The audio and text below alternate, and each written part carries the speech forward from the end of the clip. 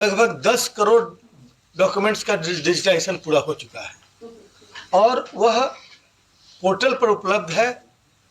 Digitally sign paper, अपने document का जो पहले नकल मंगवाते थे वो डिजिटली साइन पेपर आपको उपलब्ध है और A4 साइज। आज हम इस वीडियो में आपको बताएंगे कि आज देखिए हमारे जो आलोक मेहता जी हैं, जो हमारे पूर्व मंत्री जो हैं अभी, आलोक मेहता जी ने आपको क्या बोले हैं। तो आपको बता दें कि दाखिल खारिज से लेकर के आपको जमीन की रसीद जो केस कचहरी जो चल रही थी, जो कोर्ट कचहरी का चक्कर लगाते लगाते लोगों जो परेशान हो गए थे, अब लगाने की जरूरत नहीं, क्योंकि आपके घर पोर्टल पे ही मिलेंगे हर चीज। तो आइए चलते हैं टीवी के स्क्रीन पे और आपको बताते हैं कि हाँ क्या हमारे जो मंत्री जी अब कह रहे हैं आपके बीच। दोस्त बने रहिएगा चैनल पे, कृपया चैनल पे नया तो सब्सक्राइब कर लीजिएगा और बेल आइकन का घंटी जरूर दबा दीजिएगा। मिलते हैं फिर टीवी स्क्रीन पे, चलते हैं क्या बोल रहे हैं हमारे मंत्री जी। आपको आंखों देखा लाइव दिखा रहे हैं, आप देखिए सामने।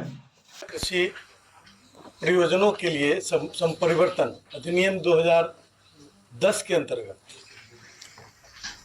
लैंड कन्वर्सन पोर्टल को आज लॉन्च करते हुए हमें बहुत खुशी हो रही है और इस पोर्टल के लॉन्च करने का उद्देश्य है कि कोई भी बिहार में जो औद्योगिकरण की तरफ बिहार बढ़ रहा है, तो गैर कृषि कार्यों के लिए ज़मीन के संपरिवर्तन की जो आवश्यकता होती है उसमें काफ़ी समय लगता था और विभिन्न कार्यालयों में जाकर समय जाया करना पड़ता था। इस जनता की इस कठिनाई को देखकर सरकार ने यह फैसला किया कि पोर्टल डेवलप किया जाए जिसमें ऑनलाइन एप्लीकेशन जाएगा और ऑनलाइन ही संपरिवर्तन होगा और उसका ऑनलाइन उसका जो सर्टिफिकेट होगा संपरिवर्तन का वो भी आप डाउनलोड कर सकते हैं। और इसका फ़ी जो है, जो सरकारी मूल्य है ज़मीन का, उसका मात्र 10% संपरिवर्तन शुल्क रखा गया है और उसको भी ऑनलाइन ही UPI के माध्यम से, इंटरनेट बैंकिंग के माध्यम से, डेबिट क्रेडिट कार्ड के माध्यम से हम उसको पे कर सकते हैं। तो यह राजस्व विभाग के द्वारा पिछले दिनों जिस तरह की सुविधाओं को ऑनलाइन उपलब्ध कराया जा रहा है उसी कड़ी का एक महत्वपूर्ण हिस्सा है। इसके पहले आपने देखा होगा कि राजस्व विभाग ने कार्यों को पारदर्शी बनाने एवं जिम्मेवार बनाने के लिए कई स्टेप्स उठाए, जैसे ऑनलाइन दाखिल खारिज में ऑनलाइन ऑब्जेक्शन किया जा सकता है जो पहले नहीं था। BLDR एक्ट जो है, DCLR के यहाँ BLDR एक्ट के अंदर केस को ऑनलाइन फाइल किया जा सकता है। ADM के यहाँ जो केस किए जाते हैं, जो पुनरीक्षणवाद का जो केसेस है वो भी ऑनलाइन फाइल किया जा सकता है। इससे समय की भी बचत है और जो अनावश्यक भागदौड़ की स्थिति बनती थी उससे इसमें भी कमी आएगी। और उसके साथ साथ आप ऑब्जेक्शन भी इसमें फाइल कर सकते हैं, वो ऑनलाइन, वो भी पहले नहीं था। अब यदि एक उदाहरण मैं बता रहा हूँ, अभी हाल में हमने एक ऐप लॉन्च किया था, उसके तहत यदि कोई व्यक्ति की ज़मीन को छेड़छाड़ किया जा रहा है, किसी गलत व्यक्ति ने उसकी रजिस्ट्री कर दी और उसका म्यूटेशन किया जा रहा है, तो वैसी स्थिति में ज़मीन मालिक के मोबाइल पर अलर्ट मैसेज आएगा और देश के दुनिया के किसी कोने में बैठा हुआ हो उसको अलर्ट मैसेज जाएगा और ऑनलाइन ऑब्जेक्शन वहीं से फाइल कर सकते हैं। तो जो गलत व्यक्ति म्यूटेशन करा रहा होगा वो म्यूटेशन रुक जाएगा और दोनों पक्ष की सुनवाई के बाद ही वह म्यूटेशन फिर फाइनल होगा। तो ये आम जनता में जो लैंड डिस्प्यूट्स के केसेस देखे जा रहे हैं, आम जनता में जो लैंड डिस्प्यूट्स के केसेस देखे जा रहे हैं, उन केसेस की संख्या कम हो, नहीं मिनिमाइज करने की कोशिश हो रही है उसी के तहत ये जो ये अलर्ट मैसेज वाला सिस्टम डेवलप किया गया है। और इस तरह पिछले दिनों कोई भी किसान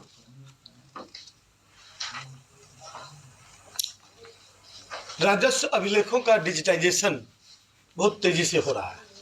लगभग 15 करोड़ डॉक्यूमेंट्स हैं जिनका डिजिटाइजेशन होना था। लगभग 10 करोड़ डॉक्यूमेंट्स का डिजिटाइजेशन पूरा हो चुका है और वह पोर्टल पर उपलब्ध है।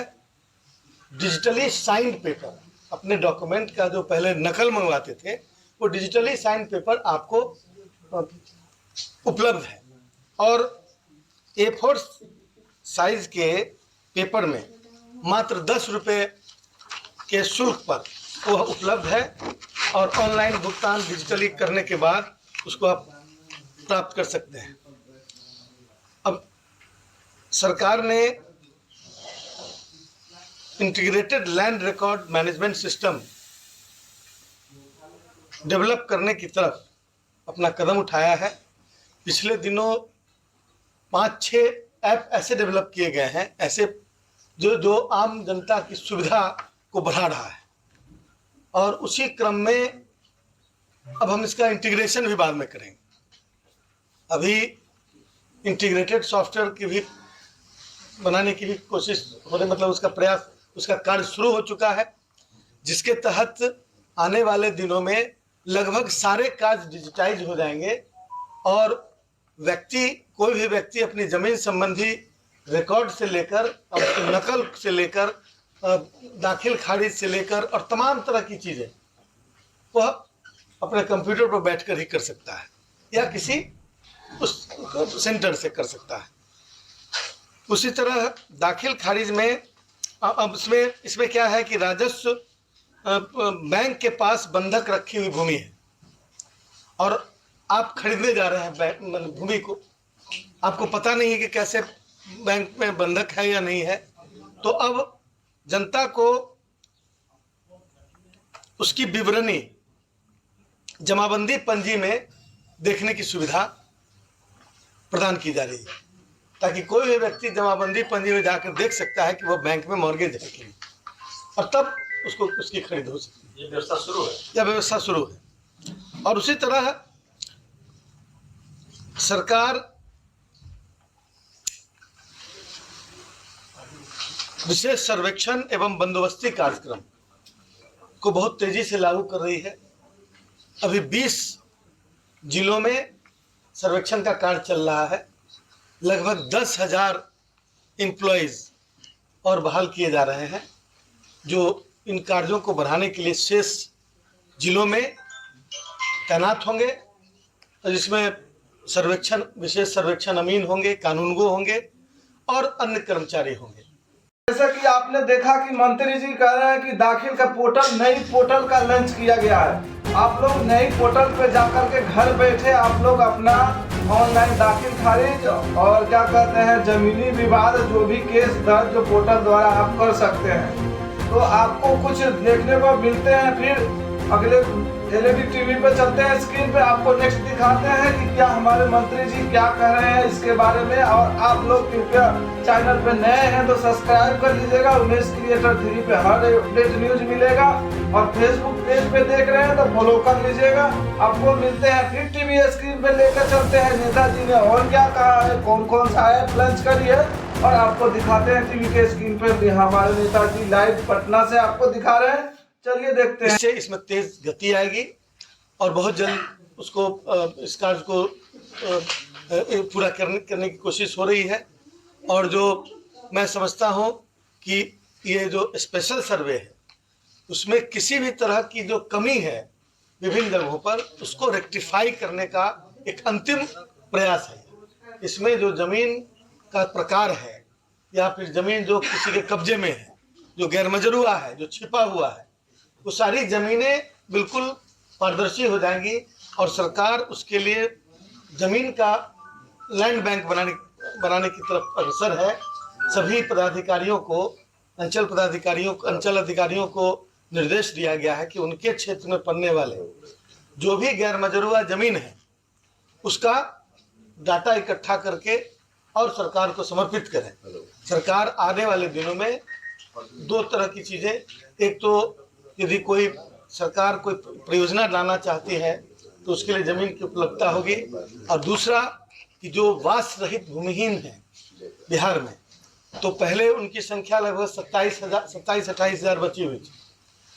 अभी तक 27-28 हज़ार में लगभग 12 हज़ार भूमिहीनों को, वास रहित भूमिहीन सुटेबल कैटेगरी, उसको भूमि दिया जा चुका है। और अनवरत लगातार इस कार्य में प्रगति हो रही है, और हम मार्च 24 से पहले हम पूरा 27-28 हज़ार जो हमारे पूर्व में बचे हुए भूमिहीन थे उनको हम देकर और उनको हम बसाने का काम करेंगे।